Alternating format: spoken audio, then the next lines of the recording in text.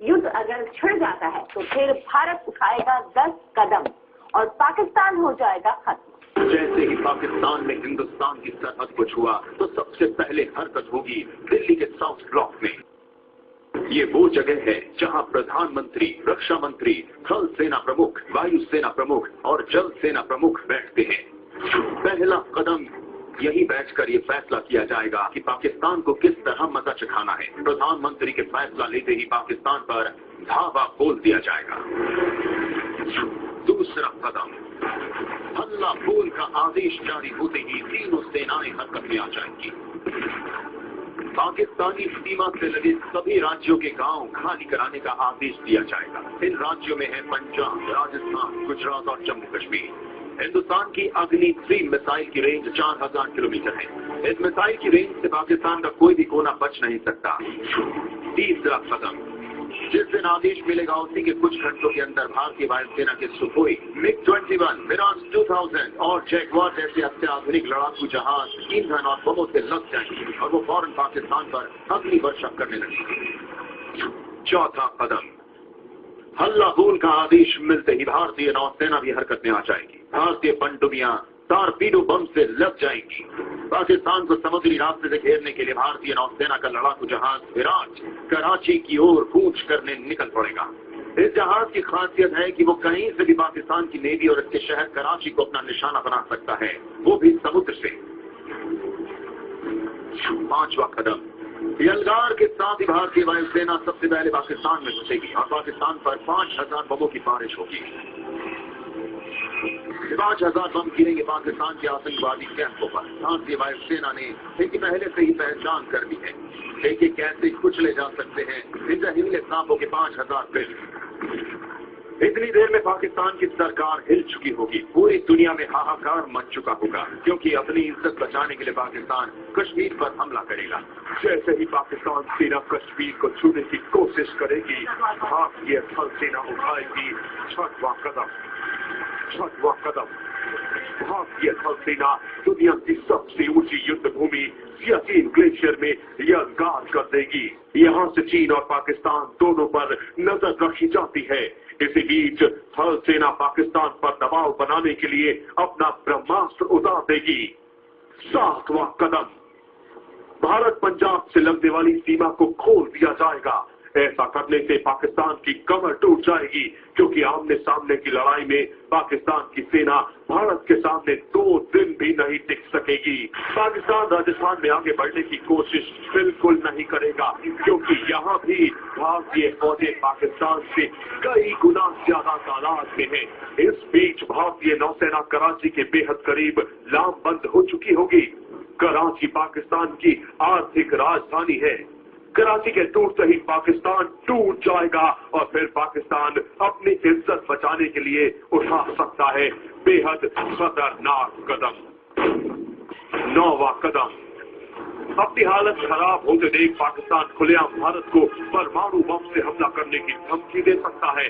पाकिस्तान दुनिया को ब्लैकमेल करना शुरू कर देगा क्योंकि भारत पाकिस्तान की राजधानी इस्लामाबाद पर कब्जा करने की बेहद करीब पहुंच चुका होगा। लेकिन पाकिस्तान की इस बेवकूफी पर भारत सीज फायर यानी युद्ध विराम की अपील कर सकता है क्योंकि इस समय में भारत का मकसद पूरा हो चुका होगा। आतंकवादी कैंप खत्म हो चुके होंगे। इसके बाद उठाया जाएगा 10वां और आखिरी कदम।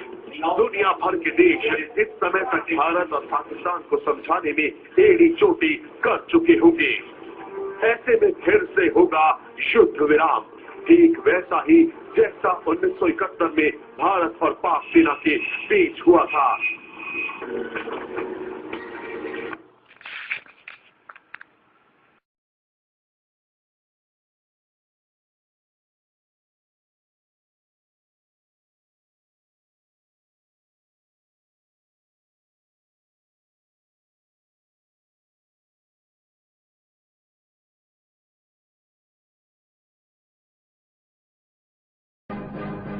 जैसे ही हिंदुस्तानी फौज ने पाकिस्तानी सरहद की तरफ कदम बढ़ाया, इसके साथ ही हरकत होगी इस्लामाबाद के साउथ ब्लॉक में, जिधर वजीर आजम बर्री फौज के सरबराह, हवाई फौज के सरबराह और बहरी फौज के सरबराह बैठते हैं।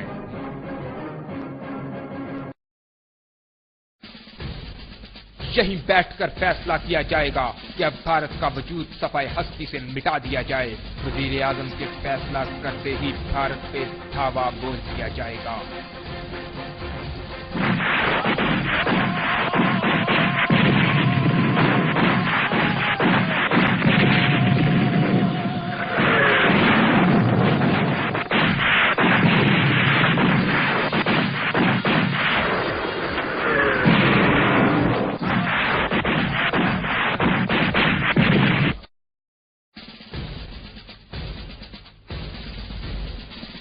हमले का हुक्म मिलते ही तीनों फौजें हरकत में आ जाएंगी।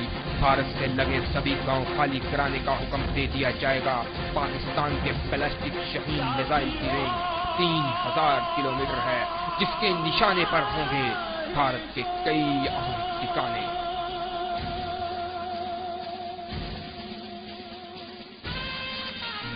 जिस दिन हुक्म मिलेगा उसी के चंद घंटों के अंदर अंदर पाकिस्तान के MiG-29, F-16 और मिराज हथियारे ईंधन और बारूद से लद जाएंगे और वो फौरन हिंदुस्तान पर आग और बारूद की बारिश करने लगेंगे।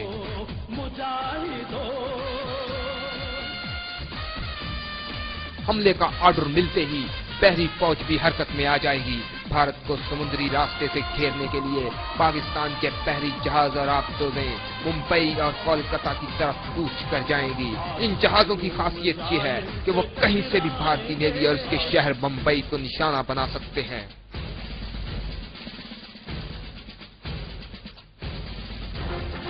हमले का हुक्म होते ही पाकिस्तानी जेट फाइटर्स भारत में घुसेंगे और भारत पे होगी 30,000 बम्बों की बारिश।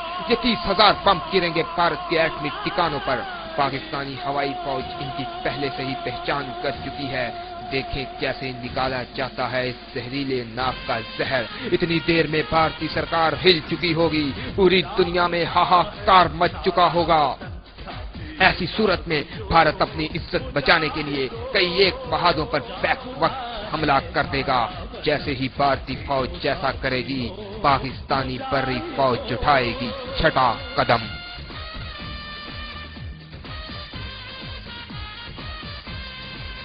पाकिस्तानी बर्री फौज दुनिया के सबसे ऊंचे जंगी महाल से लगाएगी भारत पे एक कारी ज़रब।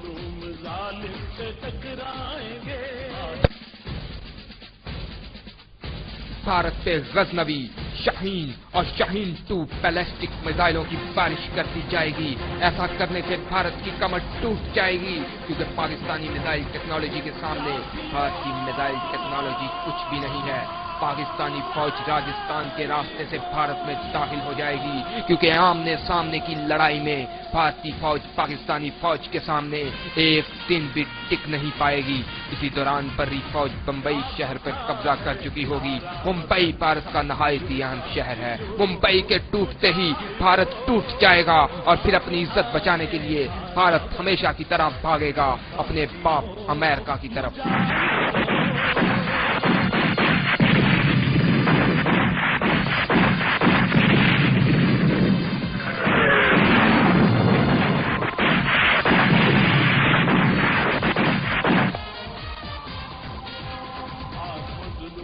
अपना खात्मा होते देखकर भारत दुनिया पर दबाव डालने की कोशिश करेगा, क्योंकि पाकिस्तानी फौज भारत के दारुल हुकूमत दिल्ली के बहुत ही करीब पहुंच चुकी होगी और इसी दौरान पाकिस्तानी फौज भारत के कई अहम शहरों पर कब्जा कर चुकी होगी और फिर भारत कर सकता है सीज फायर की पेशकश, जिसे मुस्तरद कर दिया जाएगा।